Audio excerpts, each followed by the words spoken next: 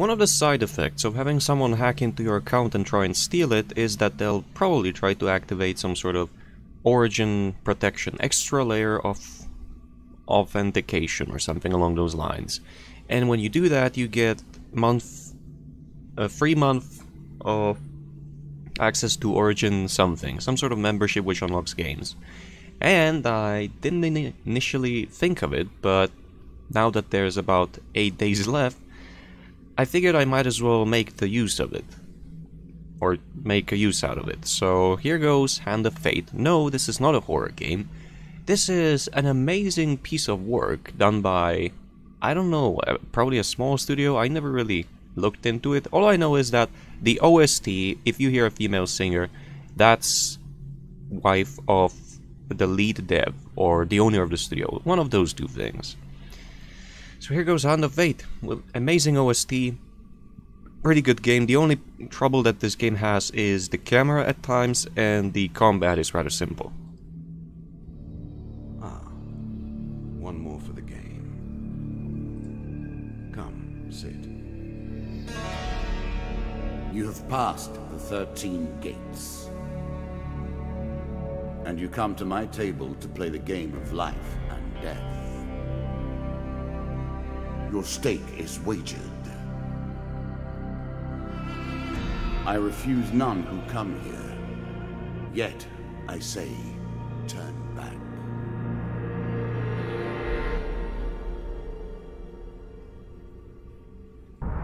Back so soon? I knew you would not falter.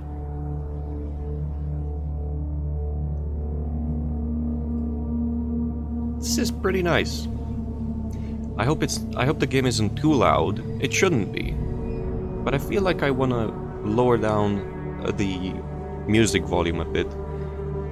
Oftentimes he will speed up the cards a bit. Or just have them floating around this slow. It's pretty nice.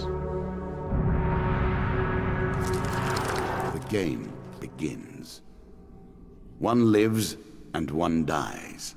Let us see what you are made of.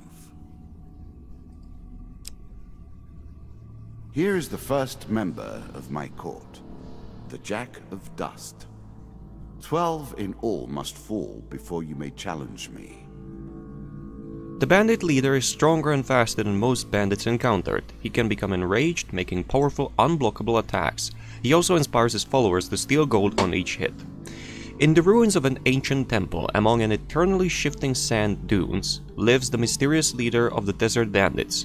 Infamous for his reign of terror over any spice caravans that dare take their chances traveling through his domain, he rules as a king over the barren lands. That is why the Jack of Dust.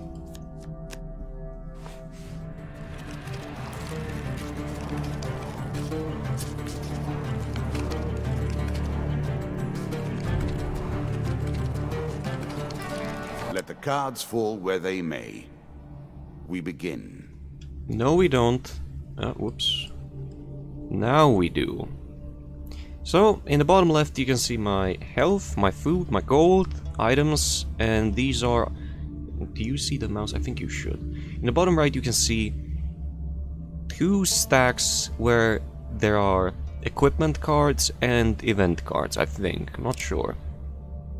Anyway. That first moment. That glinting weapon, the call to action, to adventure. Truly, there is nothing like it. Whenever you advance forward a tile or backwards, whenever you just change a tile or a card, you use up 1 food and regenerate 5 health. You see a weapon glinting in the sunlight, lying next to a skeleton at the bottom of the canyon. Climb down to retrieve the weapon or leave it. Since I have the basic weapon, the axe, and the basic shield, I'll do this. So, depending on the task or the... these options. Depending on the task or... Well, yeah, depending on the task you select or are given, there will be various options. And various amounts of success and failure. There's huge success, huge failure, and...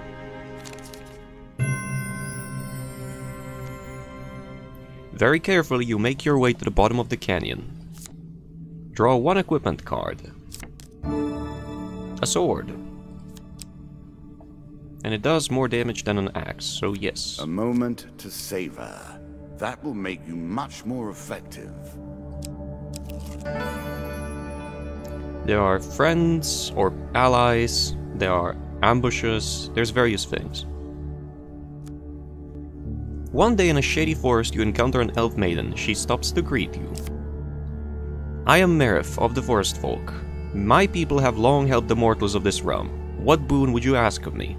Supplies, gold, or longer life. Since I know that this is a tutorial and it's rather shorter, I'll pick more max health. As you wish. The healer draws you one max health gain card. A little extra health, but it is only a momentary respite.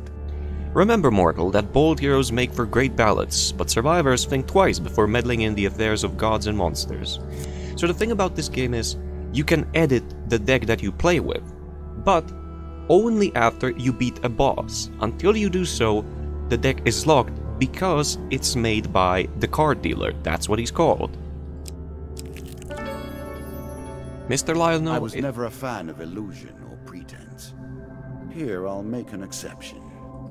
That's another ally, but if he's an ally, that's questionable.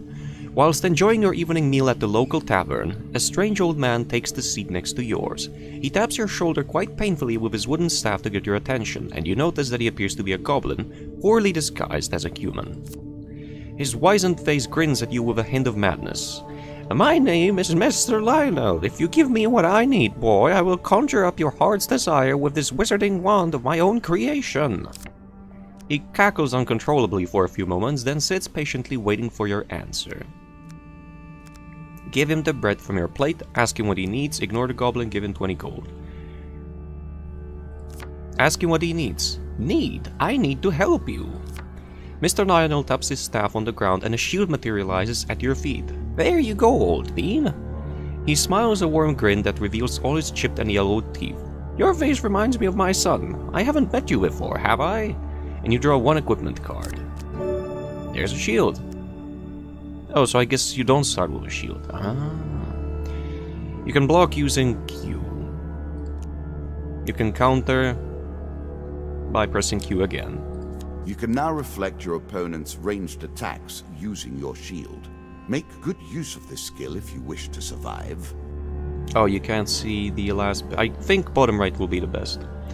Then, before you can stop him, with inhuman speed he snatches a pickled onion off of your plate and sprints out the tavern door. Bound once more, seeking the heart of it all. This is a level transfer. It's not an exit. It brings you on to the next level. Your journey is well begun. This is what I was looking for. You show some aptitude for the game. Perhaps this will not be as boring as I thought. Suddenly, a tree falls across your path, blocking the way ahead. Oh, it's not healer, the dealer. Ah. Weapons bristle from the trees around you, their wielders' faces obscured by the undergrowth. Give us all your gold or die. You can either attack the cowardly band, or give them all your gold. I have 10 gold, so it doesn't really matter, but for the sake of tutorial, let's fight.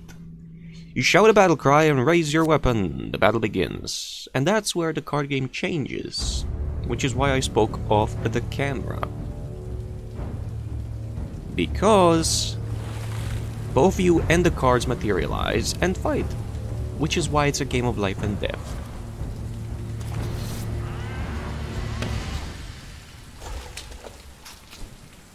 It seems to be a bit choppy, may I add. You can now counter your opponent's attacks. Hit the counter button when you see the flashing indicator. Q space right button, okay.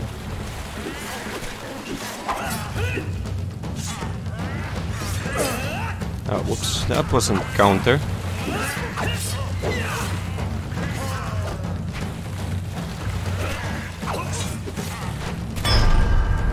And combat goes like that.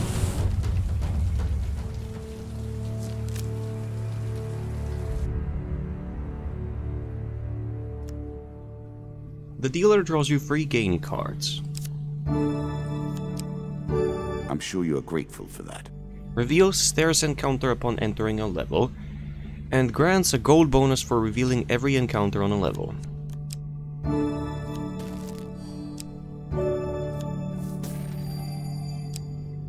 So a lot of the time you can choose to resolve these situations either by spending something to not lose anything, or you can risk your health in exchange for gain. There's a shop. In a shady grove off the beaten trail, you find a traveling merchant looking to trade with wandering adventurers. Approach the shop. Greetings, wise traveler, I have much to offer to you. However, there are encounters which will disguise themselves as friendly or neutral, and when you choose to approach them, you will get ambushed, so a shop can turn into a bandit wagon. So you have to consider your options even before you just jump at the sight of a friend. If you were wondering why you've been collecting all that gold, you now have your answer.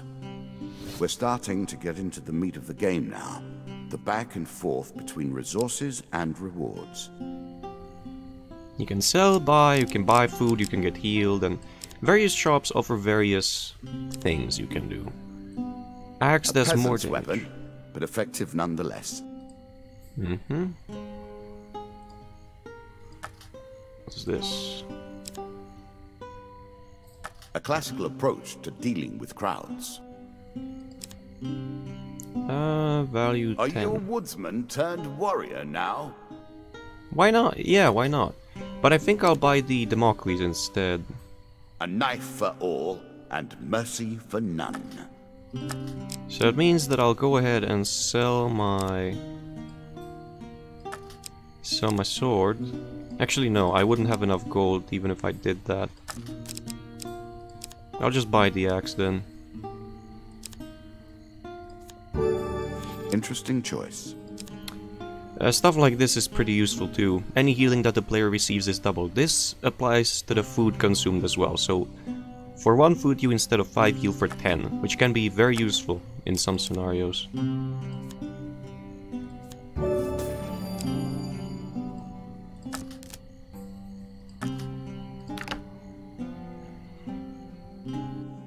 I think I need to look at the settings if there are settings somewhere in the game. Dead Man's Gorge. I'm sure it's not called Dead Man's Gorge without reason. While crossing the ancient row bridges of Dead Man's Gorge, you hear sounds of movement from below. It's an ambush! So off dust, as you may or may not have realized by now, will always be bandits. Then there are off skeletons, then there are off and off and off and off.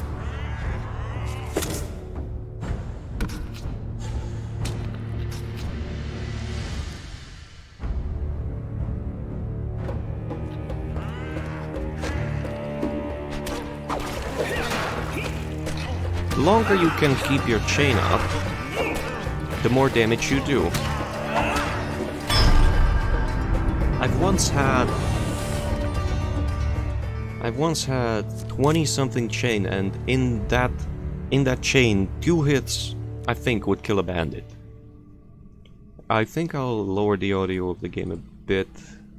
In the menu it's fine, but during the fights it feels loud.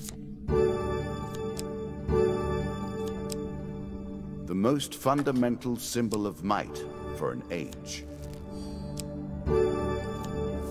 25 gold. You can always return to the shop as well.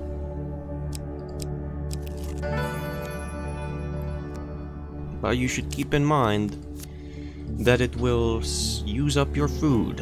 And if you run out of food, instead of healing, you start taking damage.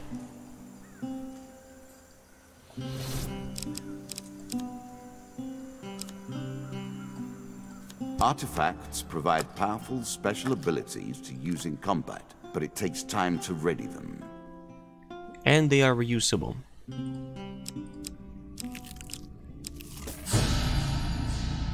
You have reached my first champion. A good man driven to madness by a war that took all from him. Wife and child, kith and kin. From such dark and brittle iron I forge my tools. Now we see your metal. Make no mistake, the dealer is not here to help you win. He's just there to play the game. This token will unlock more cards if you can defeat this encounter. And that's what you play for.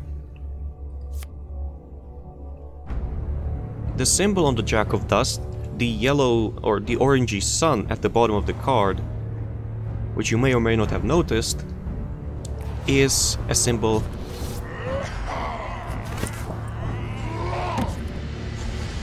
that's there to show that you haven't beaten him yet. Some enemy attacks cannot be blocked or countered. Get out of the way or stop them with your own counterattack.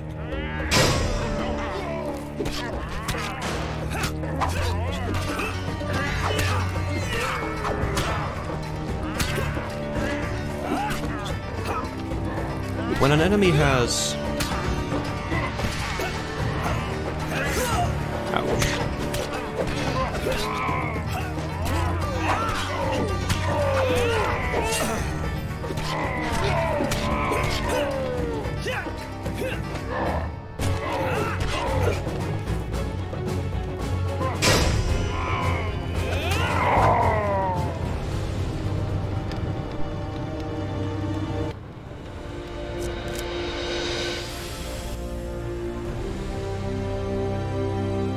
Down into the worms with him. Perhaps there is peace for him in the grave, poor soul.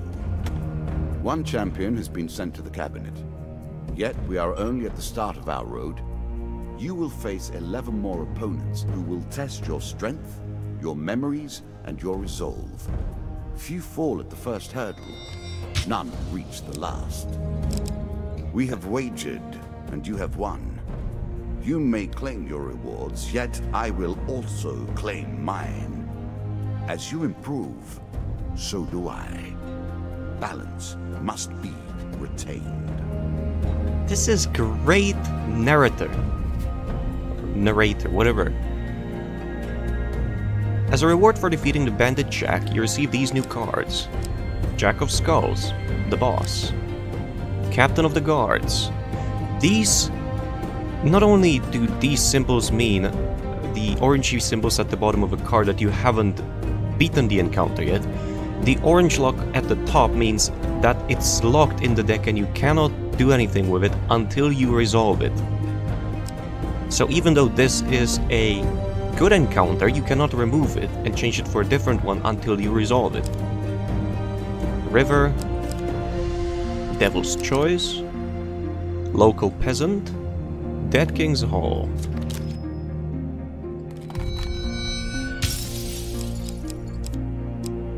Medium Armor, Desperate Measures, Fortitude's Breath, Medium Armor again, Mercenary Contract, and the Chains of Rage.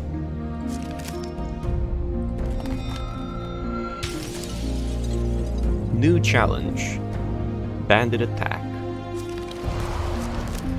Shall we deal again? And that's basically the game. Now, there are amazing songs in this game. We haven't encountered any so far, but... you know... let's... I'm sure we will at some point in time, in the future.